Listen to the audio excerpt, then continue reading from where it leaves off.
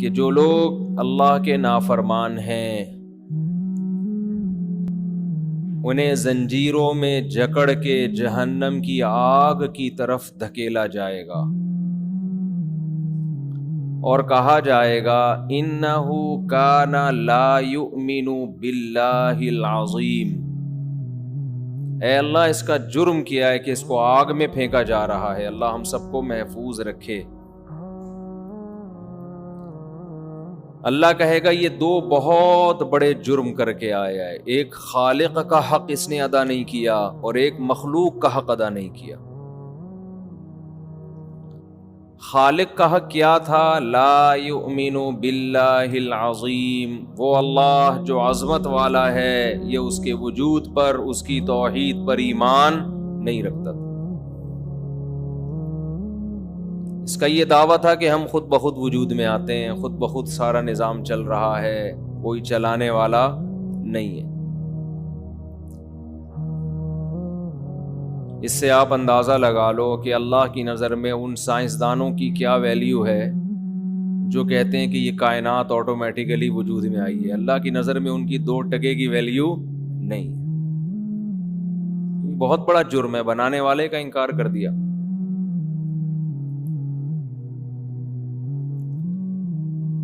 کوئی چیز وجود میں آتی ہے، سب سے پہلے پوچھا جاتا ہے کس نے بنایا۔ کوئی بھی چیز جس میں تھوڑی سی بھی ڈیزائننگ ہو، تھوڑی سی بھی مینجمنٹ ہو، کبھی نہیں کوئی کہتا کہ یہ آٹومیٹیکلی خود بخود بن گیا۔ کمال کی بات یہ ہے جس کمپنی نے بنایا اس کمپنی کا انکار کوئی نہیں کرتا۔ جس مزدور نے عمارت بنائی آج تک اس مزدور کا کسی نے انکار نہیں کیا۔ کوئی ایسا سائنٹسٹ پیدا نہیں ہوا جس نے مزدور کا انکار کر دیا ہو کہ یہ مزدور نے نہیں بنائی، یہ بلڈنگ خود ہی بنی ہے۔ جس انجینئر نے موبائل بنایا اس کا کسی نے کبھی انکار نہیں کیا۔ خدا ملا تھا انکار کرنے کے لیے جس نے اس کائنات کو بنایا۔ وَهُوَ الَّذِي يَبْدَأُ الْخَلْقَ ثُمَّ يُعِيدُهُ وَهُوَ أَهْوَنُ عَلَيْهِ۔ اللہ تو آگے کی بات کرتے ہیں۔ آج لوگ اس بحث میں الجھے ہوئے ہیں کہ اس کائنات کو کسی نے بنایا کہ نہیں۔ اللہ تو کہتے ہیں جس نے پہلی دفعہ بنایا وہ مار کے دوبارہ زندہ کرے گا، اس سے اگلے سٹیپ پہ سوچو۔ سوال یہ ہوتا ہے نا، مر گئے تو ہڈیاں ہو کے ختم ہو جائیں گے، دوبارہ کیسے پیدا ہوں گے؟ تو اللہ تو ان سوالات کے جواب دے رہا ہے کہ جس نے پہلی دفعہ بنایا وہی دوبارہ بنائے گا، اور آپ اس میں الجھے ہوئے ہیں کہ پہلی دفعہ بھی خود سے بنے ہیں کہ کسی نے بنایا ہے۔ اللہ تو اس سے اگلی بات کر رہا ہے۔ اللہ کہہ رہا ہے اتنا بھی کافی نہیں ہے کہ کسی نے اس کائنات کو بنایا ہے، اتنا ایمان لانے سے جہنم سے نجات نہیں ملے گی۔ مشرکین مکہ مانتے تھے کہ کسی نے بنایا ہے، اللہ نے کہا یہ بھی ماننا پڑے گا کہ جس نے بنایا ہے وہ دوبارہ بھی بنا سکتا ہے، کیونکہ کافر اعتراض اس زمانے میں کرتا۔ کچھ لوگ اس زمانے میں ایتھیسٹ تھے، ملحد تھے، جو کہتے تھے کوئی نہیں ہے بنانے والا۔ یہ بہت تھوڑے تھے، میجورٹی کہتی تھی کسی نے بنایا ہے، یہ خود بخود نہیں بن سکتا۔ لیکن وہ یہ کہتے تھے دوبارہ نہیں بنیں گے، دوبارہ نہیں بنیں گے ہم۔ میں اتنا زور کیوں لگاتا ہوں؟ لوگ کہتے ہیں پھر وہی ٹاپک ایتھیسٹ پہ آپ پیچھے پڑ جاتے ہو، پھر وہی۔ بھائی سارا مسئلہ ہی یہی ہے، موت کے بعد دوبارہ زندگی کا نہ یقین ہے نہ استحضار ہے، تبھی تو بدماشی ہیں ساری۔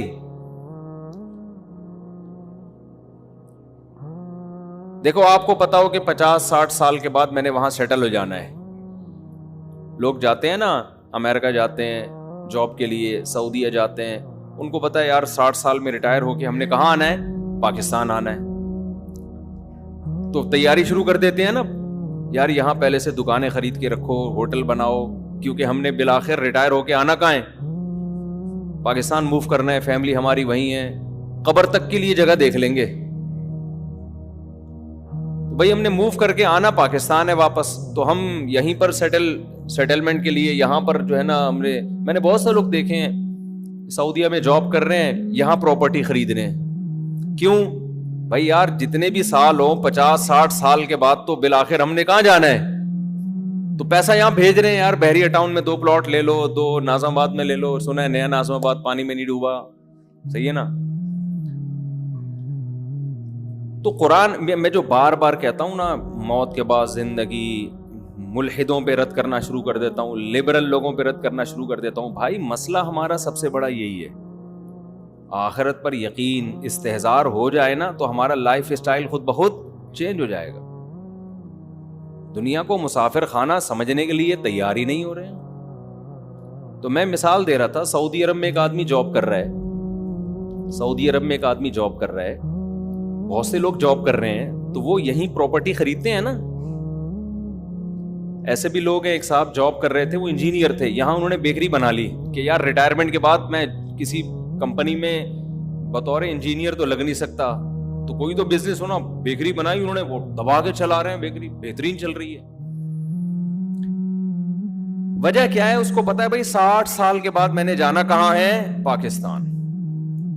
لہذا اس کی تیاری پہلے سے شروع کر دے گا. بعض لوگ خود انویسٹ نہیں کرتے، وہ اپنے بچوں کو اسٹیبل کر دیتے ہیں کہ بیٹا اب میں آ رہا ہوں، اب تم نکل لو کہیں، یا میں نے تمہیں پڑھا دیا ہے، اب تم گھر سنبھالو تو میں ریٹائرمنٹ لے کے واپس آ جاؤں. تو 60 سال آپ اس 60 کو اگر 80 کر دیں، اگر 80 ہو جائے ریٹائرمنٹ کی عمر، تو لوگ 80 سال کے بعد کی پلاننگ شروع کر دیں گے. تو مجھے بتاؤ اس دنیا سے ہم ریٹائر ہو جائیں گے نا 60 70 80 میں؟ کیا خیال ہے؟ اسے تو پتا ہے کہ 60 سال سے پہلے ریٹائر نہیں ہوں گا میں، ہمیں تو پتا بھی نہیں ہے کہ 60 سال سے پہلے آج کی رات بھی زندہ رہیں گے کہ نہیں رہیں گے. اور چلو فرض کر لو آپ تقوی کے اس مقام تک نہ جائیں جہاں تک اہل اللہ گئے ہوئے ہیں، وہ تو ایک سیکنڈ کے لیے بھی غافل نہیں ہوتے. ہم میں سے ہر شخص فرض کر لے کہ میں 80 سال کے بعد ہی ریٹائر ہوں گا اس دنیا سے، یعنی میں مروں گا 80 سال کے بعد. حالانکہ اس مجمع میں مجھ سمیت جتنے لوگ بیٹھے ہیں شاید 2 4 80 کراس کر پائیں، بمشکل 1 یا 2 ہوں گے جو 80 تک پہنچیں گے. جتنے لوگ یہاں بیٹھے ہوئے ہیں، آپ کی فار یور کائنڈ، وہ کیا کہتے ہیں، فار یور کائنڈ انفارمیشن، آپ کو میں بتاتا چلوں کہ ہم میں 80 کوئی بھی پہنچنے والا نہیں ہے. کیوں؟ آپ قبرستان میں اتنے لوگ، قبر جو ہے نا، فرض کر لو جا کے جتنی قبریں ہیں نا، جتنے لوگ یہاں بیٹھے ہیں، قریب قریب یوں سمجھو سارے قبرستان، ان کی عمریں چیک کرو آپ.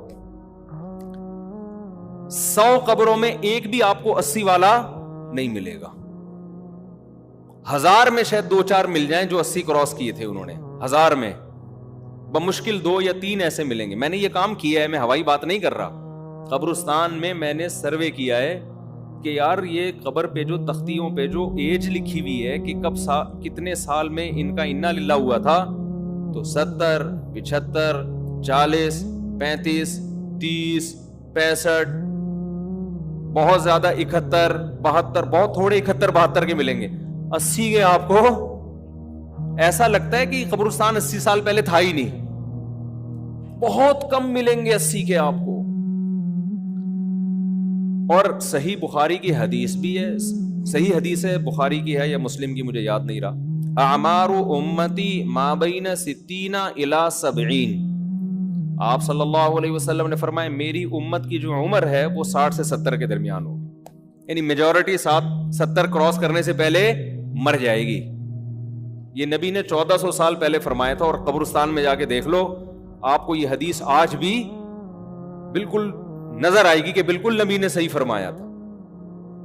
70 سے اوپر آپ کو بہت کم لوگ نظر آئیں گے. تو میں پھر بھی کہہ رہا ہوں یار 80 فرض کر لو بس. اس مجمع میں 2 3 لوگ ہوں گے جو 80 تک پہنچیں گے. آپ سمجھ رہے ہو کہ میں پہنچوں گا؟ مجھے بھی نہیں لگتا میں پہنچوں گا. یہ تو ابھی ہم ایسے پھدک رہے ہیں نا، پراٹھے پراٹھے. کب تک چلیں گے پراٹھے؟ آہستہ آہستہ تو بڑھاپا ہے بھائی آگے. ابھی تو میں سوچ رہا ہوں تھوڑا شادیوں کی باتیں بھی کم کروں تاکہ ایک دم چھوڑنے میں پھر بدنامی ہوگی. ابھی سے تھوڑا لپیٹنا شروع کر دو شادیوں وادیوں کی بات.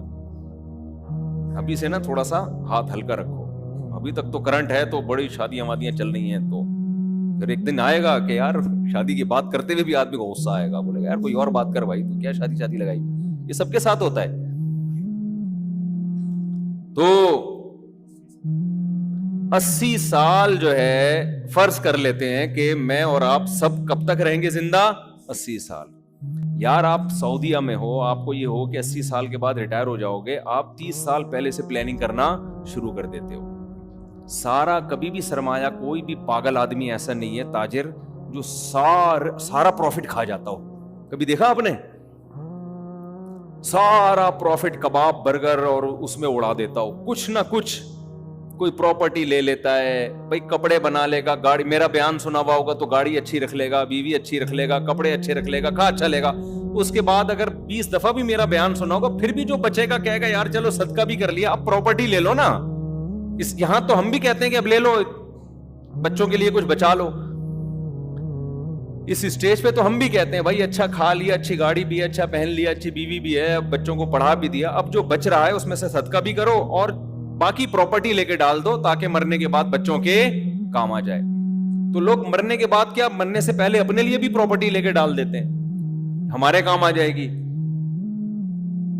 تو جتنی فکر انسان اس 80 سال کی زندگی کے لیے کر رہا ہوتا ہے, جس کی پل کا بھی اعتبار نہیں ہے کہ کل میں زندہ بھی رہوں گا کہ نہیں. دیکھو ہم نے اپنی زندگی میں لوگ دیکھے ہیں بہت پیسہ لگا کے کروڑوں روپے کا بنگلہ تیار ہوا, جس دن تیار ہوا اسی دن اٹیک ہوا, انتقال ہو گیا. ایک دو واقعات نہیں ہیں, گھر دیکھنا نصیب نہیں ہوا, رہنا نصیب نہیں ہوا. ہم بچپن میں دیکھتے تھے کہ جب بھی کوئی گھر بناتا تھا نا تو اس کو بڑی بوڑھی عورتیں اور بڑے بوڑھے دعا دیتے تھے اللہ رہنا نصیب کرے. ہم کہتے تھے یہ کیا مطلب ہے, بنایا ہے تو رہے گا نا. پھر جب ہم نے موتیں دیکھی نا کہ بسا اوقات بناتا کوئی اور ہے, رہتا کوئی اور ہے, پھر ہمیں یہ بڑے بوڑھوں کی یہ دعا سمجھ میں آئی کہ یہ انہوں نے اصل میں زندگی میں دیکھے ہوئے ہیں, کروڑوں روپے لگا کے بناتے ہیں, رہنا نصیب نہیں ہوتا, وارثین مزے اڑا رہے ہوتے ہیں اس میں, اور وہ کون سا رہتے ہیں, وہ بھی بیچ باچ دیتے ہیں. اور ابا کو 2-3 دن یاد رکھتے ہیں, اس کے بعد ابا پہلے مارکیٹ سے شارٹ ہوئے, اب دماغ سے شارٹ, ابا کو بھی بھول جاتے ہیں.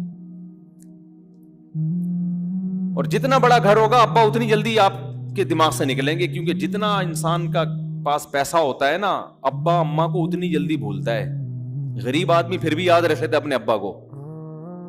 جتنی عیاشی آتی ہے تو رشتے اتنے ہی کمزور ہوتے ہیں, جتنی غربت ہوتی ہے رشتے, غریب کے پاس رشتوں کے علاوہ کچھ ہے نہیں نا, وہ رشتوں کو پھر بھی یاد رکھ لیتا ہے. تو اس لیے میں بار بار اس پہ بات کرتا ہوں, قبر کا کے بعد زندگی ہے.